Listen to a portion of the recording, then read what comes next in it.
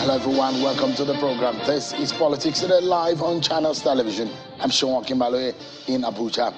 Let's begin by letting you in the countdown. I told you, countdown with me, everyone, as we look forward to the 2023 election. Today is the 95 days to the 2023 elections, and Nigerians are anticipating the opportunity to exercise their franchise and elect their new leaders in February next year. So go get your PVC and make your vote count. Count with me, Nigerians. Hashtag Nigeria Decides. The Honorable Femi Gbajabiamila House of Reps is the leadership that is convening a national summit on tertiary education reform, where solutions to the state of the sector were being discussed. The event had major stakeholders across sectors, including the former President Olusegun Obasanjo, leaders and the Green Chambers in the House of Reps, the chairman of Channels Television, Mr. John Momoh, and the ASU president, Professor Oshodeke. Take a listen to some of the soundbite that came out of that summit. Tertiary education requires attention, but not only tertiary education, secondary education requires attention, primary education requires attention.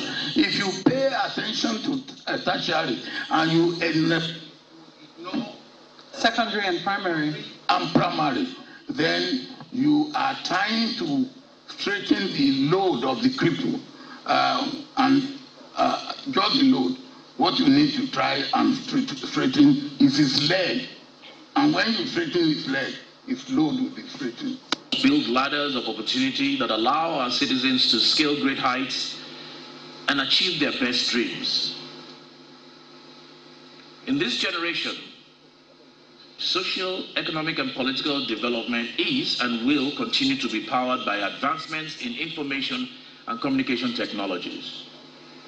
We must provide the resources to modernize and improve our education infrastructure and provide the right training for young people from primary through tertiary education. And using the federal government ASU as the case, I think there's need for both sides to come to what is called the ZOPA, which some of us may be familiar with, which is the zone of possible agreement, which is where both sides are happy. In this case, in our case in Nigeria, I don't think ASU is happy with what has happened. Federal government says that's all they can afford.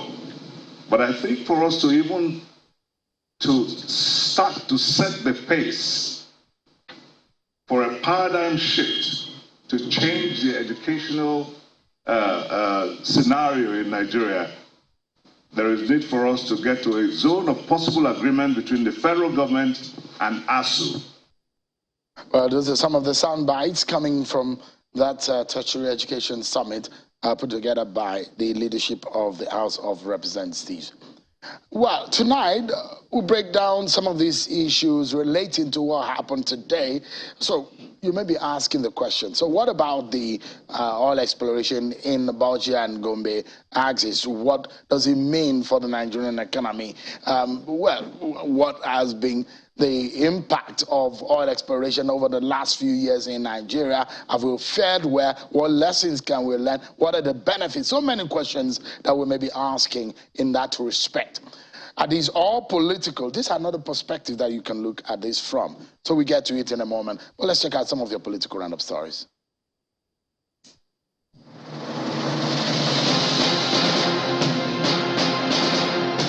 President Muhammadu Buhari has written to the House of Representatives seeking an amendment to two bills. First, the Extradition Act of 2004 and the Mutual Legal Assistance in Criminal Matters Act of 2018. Reading the letters at the resumed plenary of the House of Representatives, the Deputy Speaker, Honorable Idris Wase, who presided, said the Ministry of Justice has reviewed the two laws to comply with new international money laundering provisions. The Ministry of Justice and other relevant stakeholders reviewed our existing Extradition Act 2004 and the Mutual Legal Assistance in Criminal Matter Act 2018. The Minister of Information and Culture, Alhaji Lai Mohammed, says fake news and disinformation are a major challenge to the peaceful conduct of the 2023 general elections, and the federal government will no longer tolerate this. The information minister handed down the warning in Abuja at the 4th edition of the President Buhari scorecard, which featured the activities of the Ministry of Interior. Let me say that the increasing resort to fake news and disinformation by a section of the media is becoming a great threat to the success of the 2022 election. Governor Umar Fintiri of Adamawa State has assured the people of the state of his continued commitment to providing purposeful leadership if re-elected as governor for another term. The governor gave this commitment in Sheleng and Guyok local government areas of Adamawa State in continuation of his electioneering campaigns ahead of the general elections in 2023. The vice presidential candidate of the New Nigeria People's Party, Bishop Isaac Idahosa, says the two major political parties, the APC and the PDP, have failed Nigerians and is asking the electorate to vote the NNPP to save the country from the current mess. He was addressing NNPP party members in Minna, the Niger state capital, where he said the party has a rich manifesto for the realization of a new Nigeria.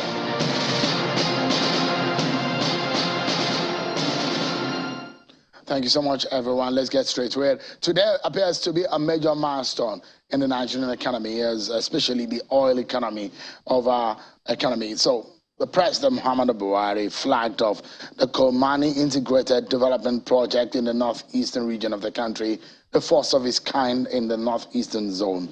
It is an oil exploration at the Kolmani River, located between Gombe and Bauchi State. The NNPC had in 2019 announced the discovery of crude oil in the Kolmani River region at the border community between Bauchi and Gombe State. By discovering oil perhaps may not be the catch here, but the benefits of the discovery and how Nigeria could use this event of the discovery to its own benefit and learning from past experiences perhaps should be our focus. And tonight, let's get straight to it. And perhaps we'll be looking at all the angles to all of these issues and making sense of the benefit of that event today. I'm being joined on the program, perhaps one of the beneficiaries, direct beneficiaries of these, is the governor of Gombe State, Governor Unuwa Yaya, who joins us live from Gombe. Thank you so much, Your Excellency, for joining us tonight. Thank you so much, Shegun. It's my pleasure having you. Thank you so much. I also have with me one of the leaders of the National Assembly, Senator Ali Ndume.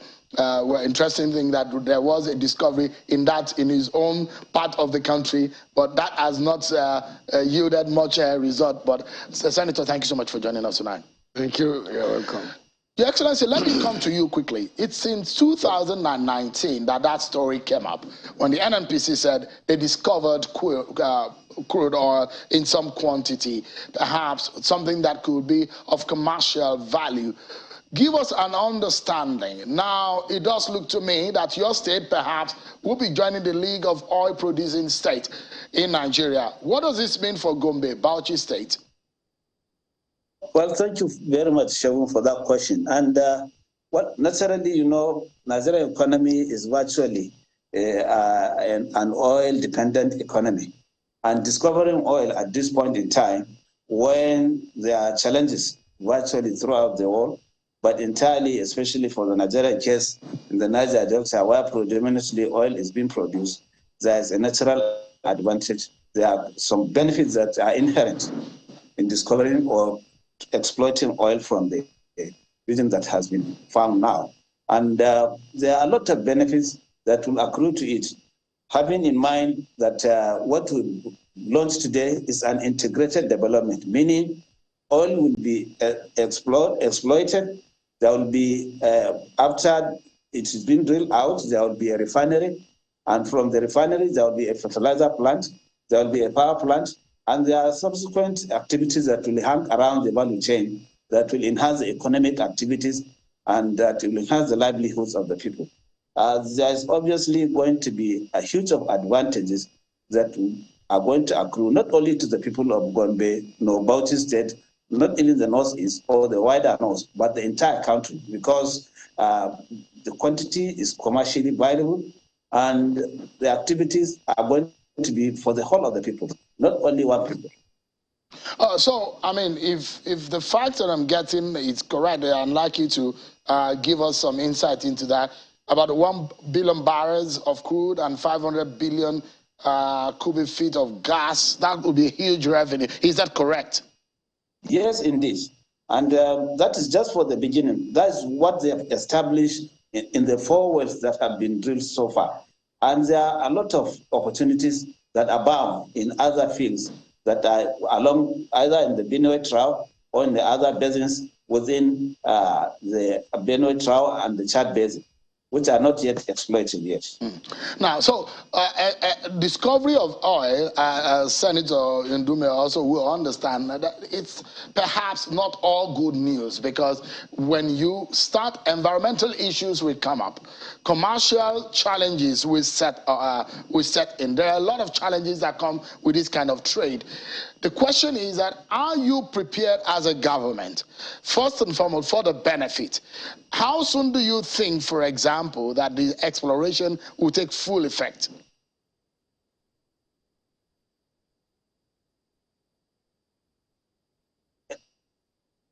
Is it me? Can I hear you? Yeah. So the question that I'm asking you, I'm trying to help put you in a position where maybe a lot of Nigerians can also think in the line of what the government is thinking or what the government is not thinking about. First and foremost, how soon will the commercial exploration start in that region?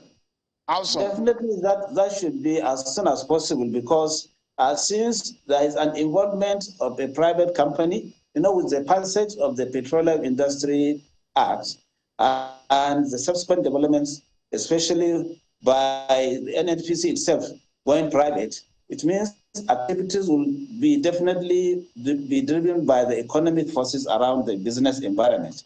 And no investor will come and tie his capital where there will be no activity enough for him to get enough returns from his own investment. So I was asking, So I was asking also earlier, Governor. That activity will commence as soon as possible. So I was asking, is your government prepared for what could be the challenges that comes with this kind of trade? Obviously, I say yes to that, because we've learned our lessons. You see, with the developments and what has been happening around the Niger Delta and other oil-producing areas of the world, naturally, no government will allow things to, continue to follow the same track. And for us here in Gombe, we've been talking, and even at the exploratory stage, the communities have been engaged in all the activities. And even now, there is nothing opaque. We are transparent, and I believe the company and the NNPC itself are so transparent that these days no activity will be taken off the shelf. So we shall make sure that from the environment to the impact on the society and community, there is nothing that is left behind that can cause, there will be no cause for alarm. Let me ask you a straight question, Governor. Give us in tangible form, what exactly is your readiness in terms of, tell Nigerians tonight and the people of Gombe, wherever they may be listening or watching us tonight, what would you say is your plan? Should these get on the ground and they hit the ground running, what would you say you are putting on the ground as a state government to be prepared for this? As a state government, we are ready to partner with any investor. There is a window for us to discuss. We are ready to engage our local business community so that along the value chain, anybody that is interested can identify where to fix and where to invest, so that eventually the economic activity will be kickstarted and it will be enjoyed by the people of the state. And with the issue, or with regards to the issue of environment, our Ministry of Environment is working hand in hand with the Federal Ministry of Environment and the Nigerian Petroleum NNPC, so that we'll avoid all the mistakes and pitfalls that have been the big challenge of oil exploration and exploitation in the southern part of the country. And going forward, Gombe State itself has identified all the avenues. We've been working with some consultants that have been guiding us as to what we need to do, especially by providing the required skill, workmanship, and labor that is needed in order to be useful and be exploited in the oil operations. So I believe there will be opening for our people, especially in terms of jobs And in terms of business opportunities, the people are keen and eager for us to key in and work with whoever is interested and whoever is invested in that respect. Please stay with me, Governor Onu Ayaya. Let me bring in Senator Aline Dume into it, because what we're trying to learn tonight is how we can do things better. If the Niger Delta region of the country sings oil, what advantage or what are the disadvantages that we can learn from? Senator, what came to your mind when you heard about this flag off today? Well, this is a very good development for the country in general, and for the Northeast in particular, and especially Gombe State that is hosting the exploration of the discovered well. So it's a very positive development, and His Excellency has already reeled out the advantages of having that, the benefits that will accrue to the people, and the value chain that will start with the production, and the boost to the economy, and even politically it will have real effect on the North in general, and the country as a whole.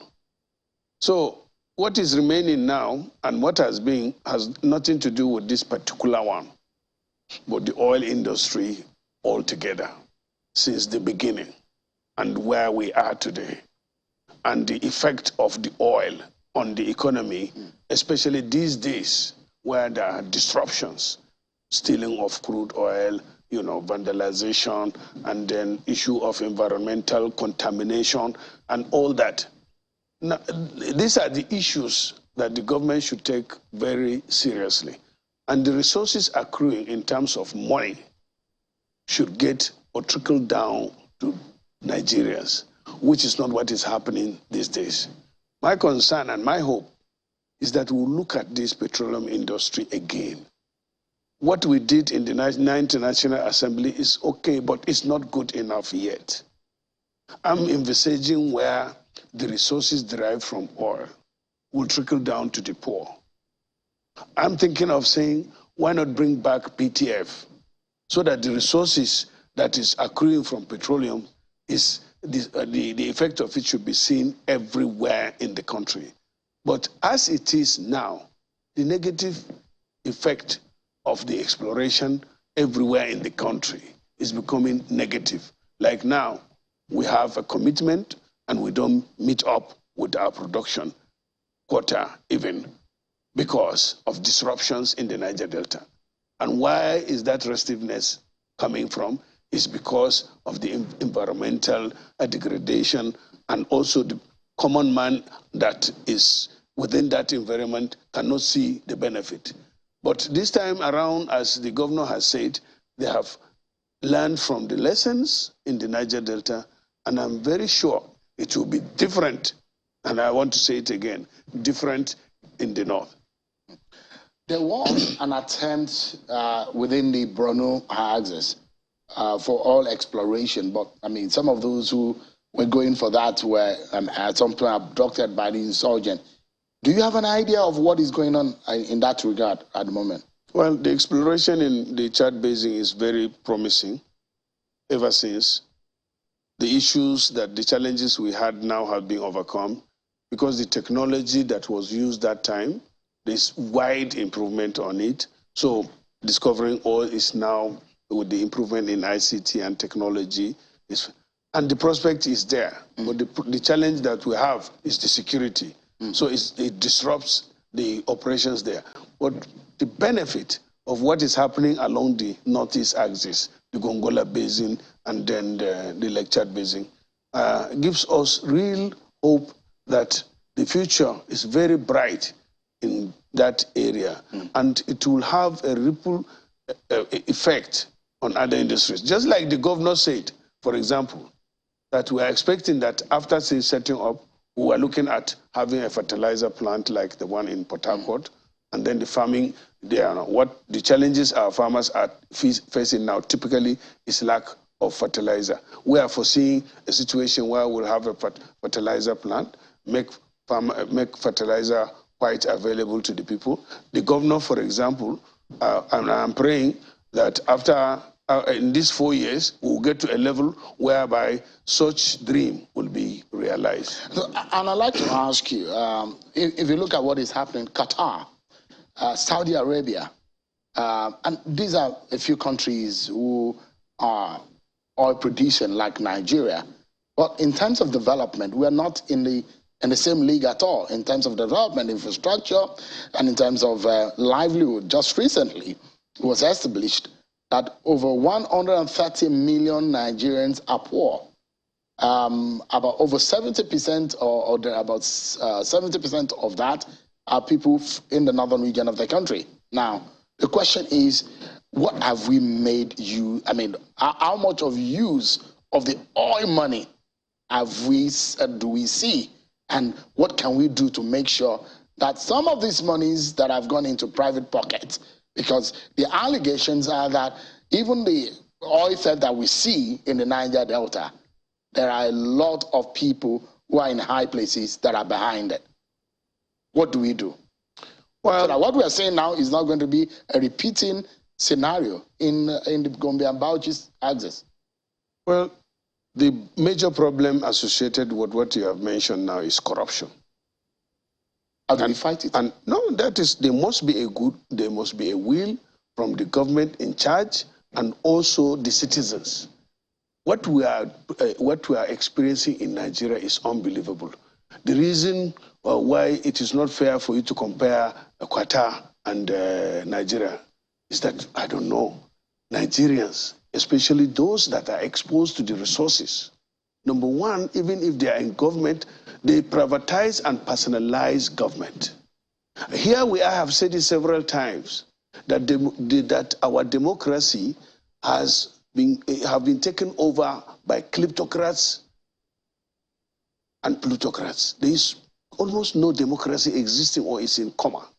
As long as people are not held accountable.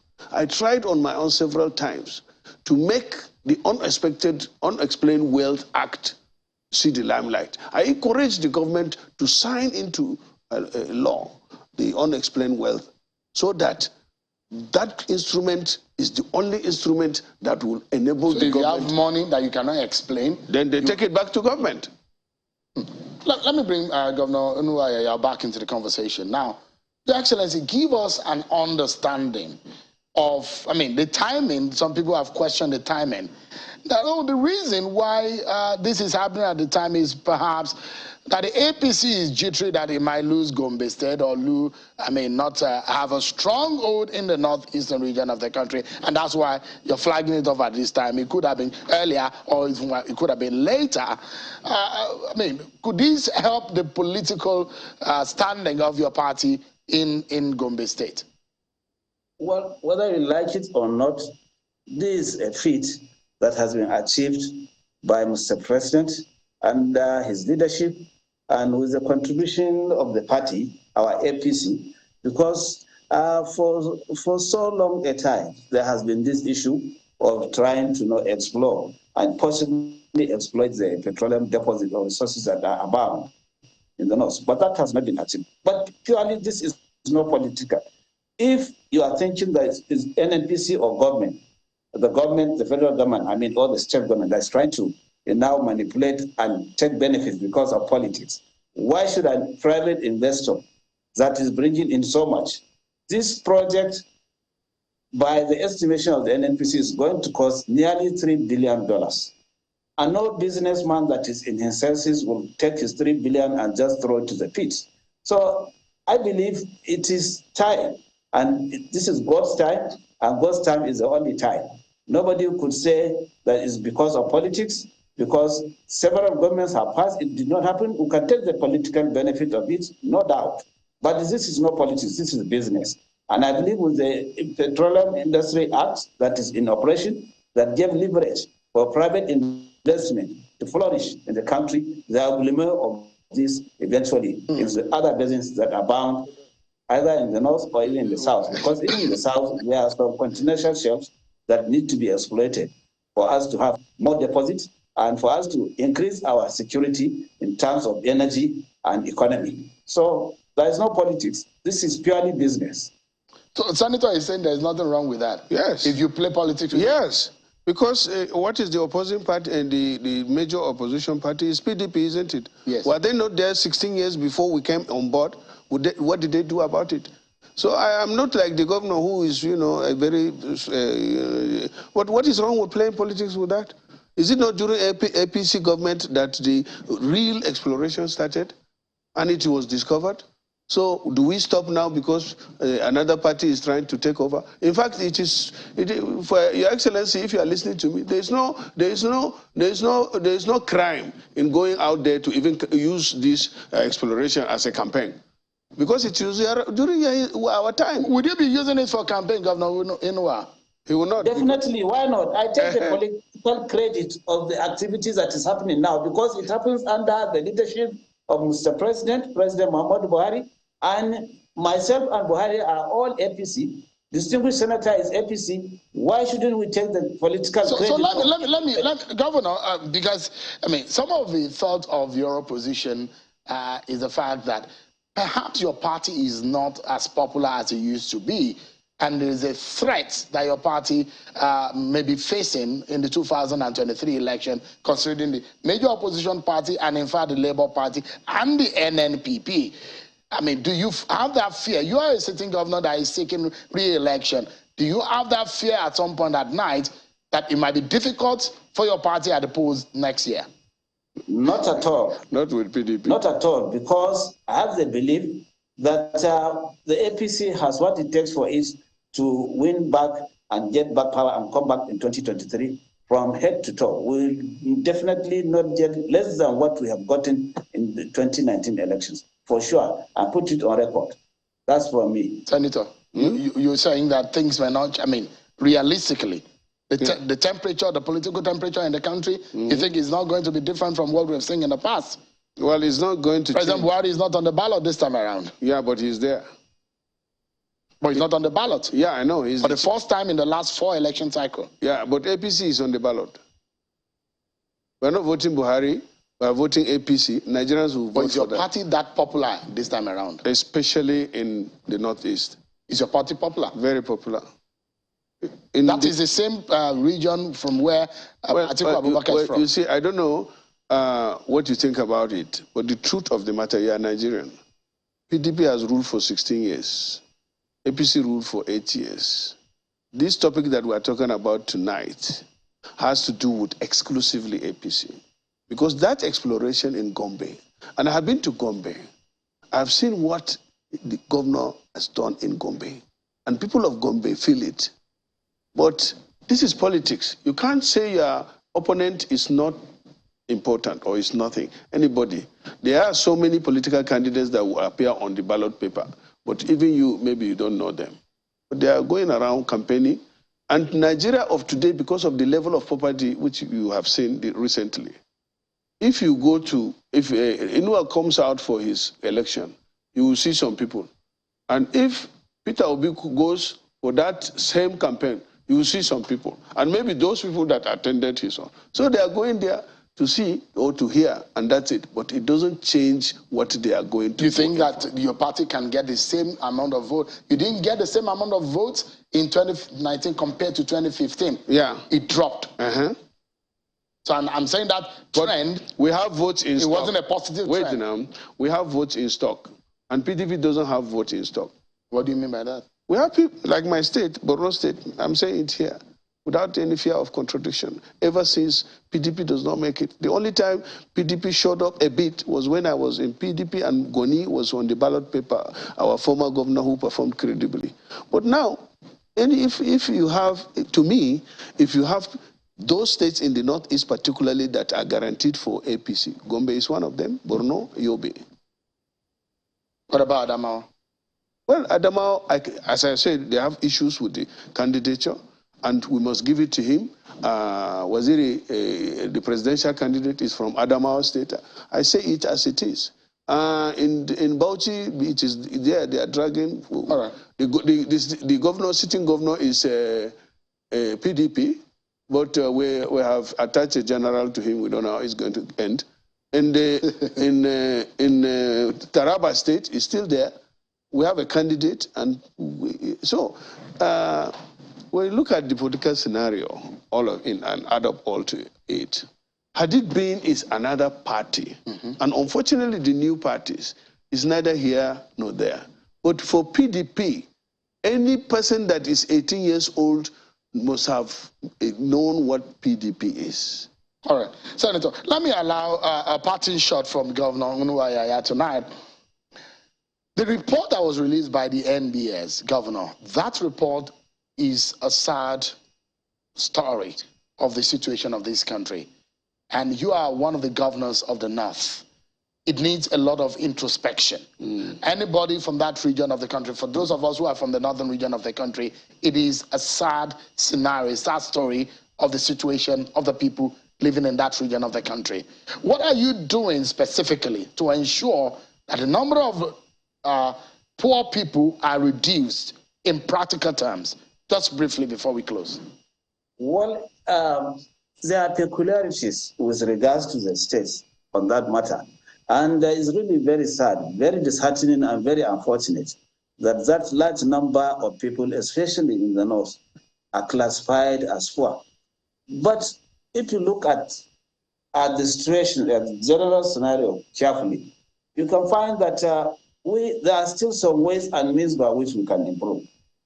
Our youth that constitute the bulk of the population need to have some engagement in terms of employment, and we need to open up the economy so that there will be availability of jobs and there will be opportunities in either business or in agriculture, which is predominantly the profession that we are engaged in, and animal husbandry. So if you join these three, especially with the recent development, with what we did today, commissioning, the integrated petroleum development in Kolmani, and what Gombe State is doing particularly, we've set up an industrial park of about 1,000 hectares, which is nearly completed. By December end, 369 hectares of land would have been completed with all the facilities and infrastructure that is open for investors to come in and partake. So once there is economic activity, people will definitely have engagements. And once we are able to provide inputs and support our locals in the agricultural profession, which is where we all depend on,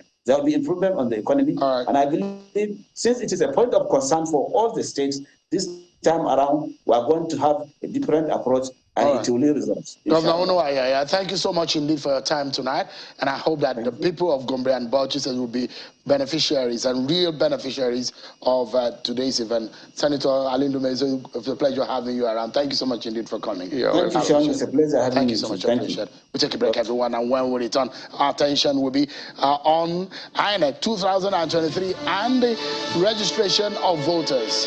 We hear from INEC on the state of things. Will INEC be resuming registration again? We'll be hearing from the INEC National Commissioner, Festus Okoye. Join us again, everyone. It's 95 days before the 2023 elections. The first one will be in February and the second one in March the 11th. So there are a lot of events that are happening. They're happening so fast. Well, earlier, there's been controversies around whether or not there was a court ruling in respect of the voter registration and whether or not what INEC will do. So we have the INEC National Commissioner on Voter Education and Publicity, Mr. Festus Okoye. Thank you so much for coming. Thank you so much. This place will soon become your second home. We're gradually getting there. Thank you so much for coming. And every time that we invite you that come to clarify some of these issues for Nigerians.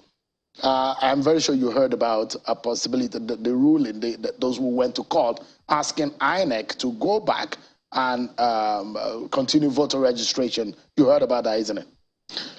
Yes, I'm aware, and the commission is aware that there was a case pending in court relating to that particular issue. The commission is also aware that there's a possibility that a ruling or judgment or an order was made today relating to the matter.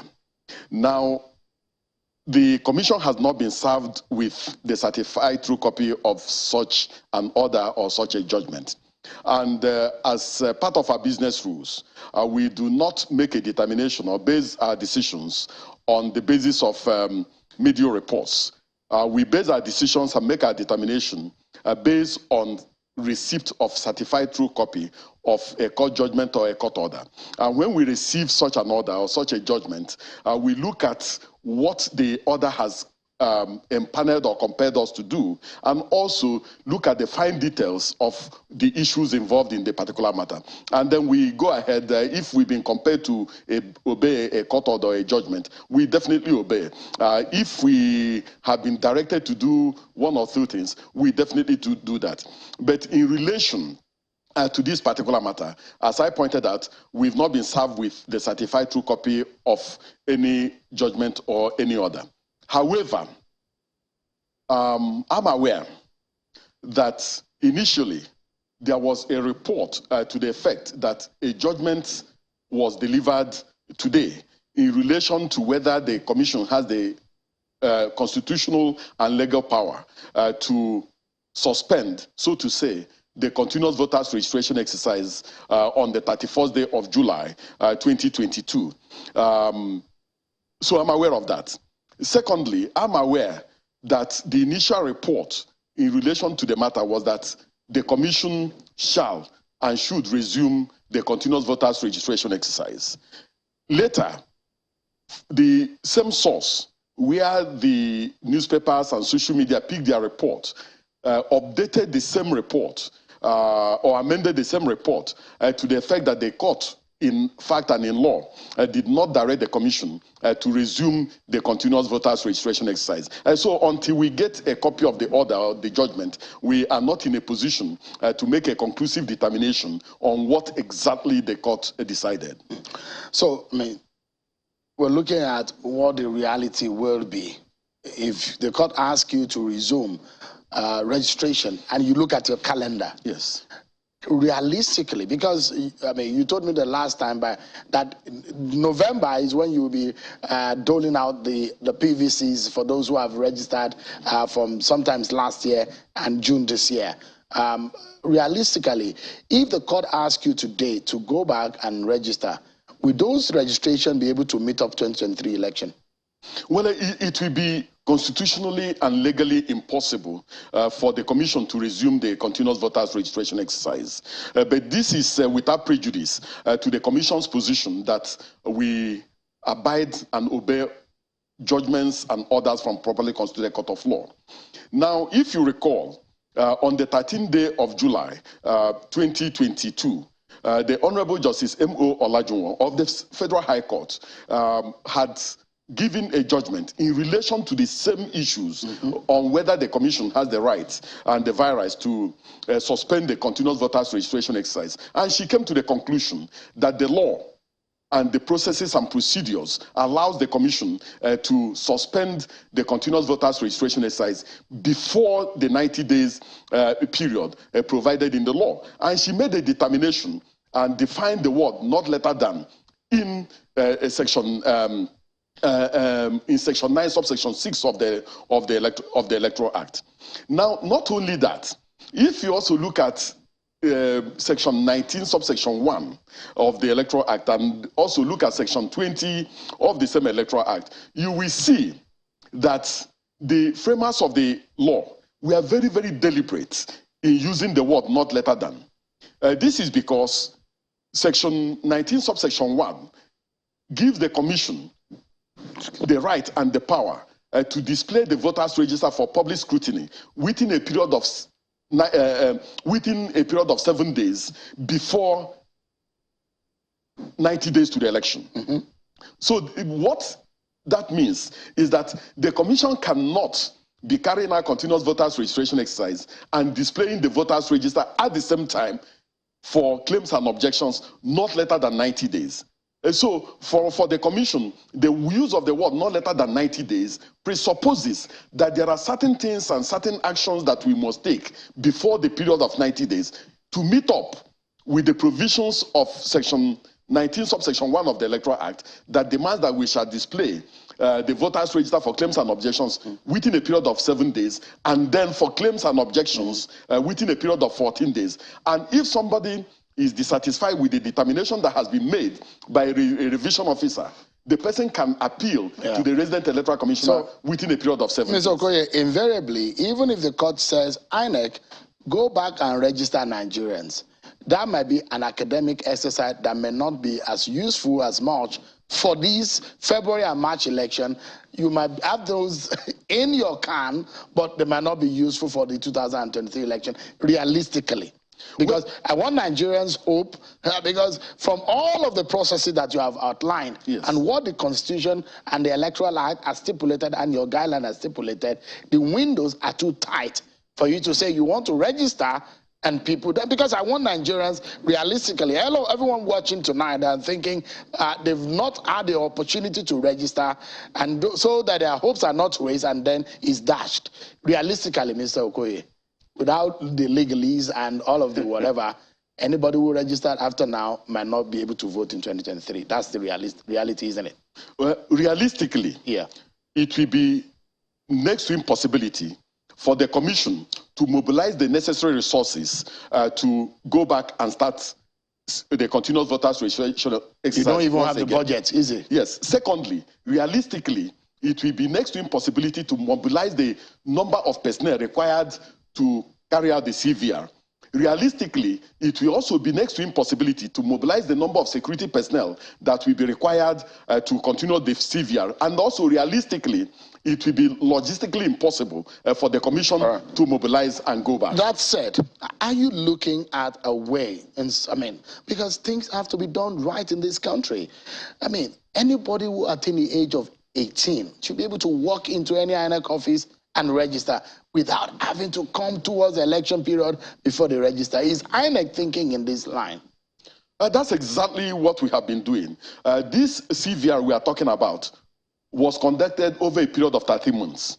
And I believe I'm not saying you opening or closing CVR. I'm saying just like driver's license, you are 18 as stipulated by law and you can drive. You go to the nearest office of those who issue those documents, and you walk in there and you register. Shouldn't be the voting card be like that? That's the question.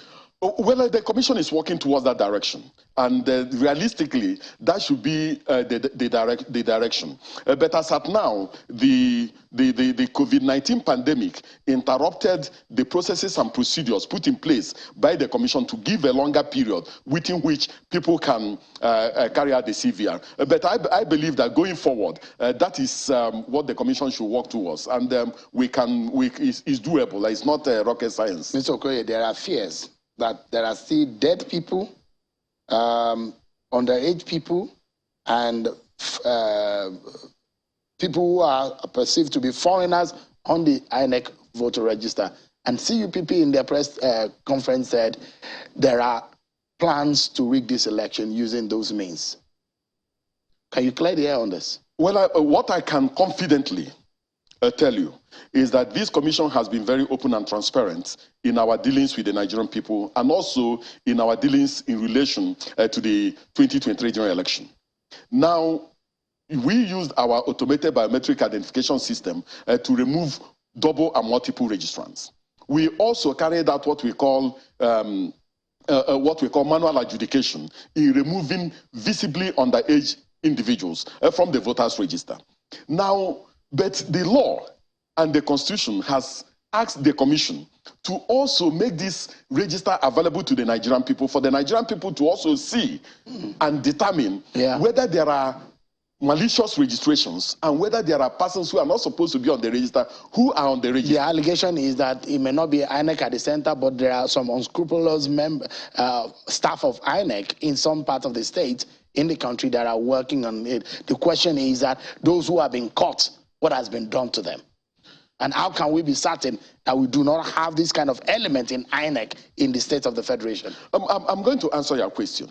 But I think that what is important is that we have displayed this particular register in the 774 local government areas of the country and in the 8,809 registration areas for claims and objections. For Nigerians to assist the commission, look at the register, point out the malicious registrations, point out those who are diseased, and point out those who are not supposed to be on the register. We have also uploaded this register, the entire register, on our website, and then we provided protocols on how people can make claims and objections. And I think that that is the transparent thing to do. That is in the spirit of openness. Now, going into the 2023 general election, this commission believes that the cleaning up of the voters register is a continuous exercise, and we continue to clean up the voters register until such a time we are sure that we have reached a measure that we can be completely confident with our voters register. And you will punish those guys who are behind the fraudulent registration? Some of the people that have been identified are already facing proceedings before the commission. That's what Nigerians want. And the moment we are done with proceeding against them in accordance with our rules and regulations, if we find them culpable, definitely they will face prosecution. No doubt about that. Though anybody who is doing that, they are enemies of our democracy, and they should not go scot-free. Definitely. Thank you so much, Mr. Festus Okoye. We'll still drag you. It might be even tomorrow, no matter. I mean, in case anything happens. Thank you so much for coming tonight. I really appreciate this opportunity. But that's our show for tonight, everyone. Many thanks for watching. I'm Seun Okinbaloye.